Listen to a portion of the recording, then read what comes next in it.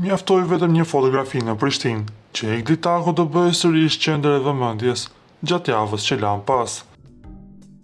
Sigurisht që mendimi i vetëm i ndjekësve ishte se ardhja e saj në Kosovë lidhe vetëm me gjestin, por Egli nuk zbuloi asgjë më shumë përveç këtij ngacmimi që ndezi korreshten në rrjetet sociale. Megjithatë, e vërteta qëndron krejtësisht ndryshe.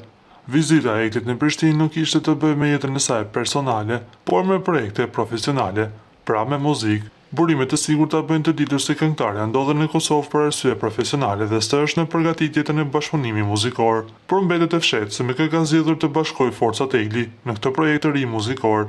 Shumë nga fancat mendojnë se do të ketë një bashkëpunim me Gjestin, ndërsa pjesa tjetër mendon se do të jetë me një artist tjetër nga Kosova. Dhe për këtë, ne duhet të presim derisa të publikohet, të paktën, traileri i muzikës. Nga ana tjetër na duhet të rikujtojmë se lidhja e saj me Gjestin mbetet akoma enigmë, por nga ana e tyre nuk ka asnjë lloj deklarate.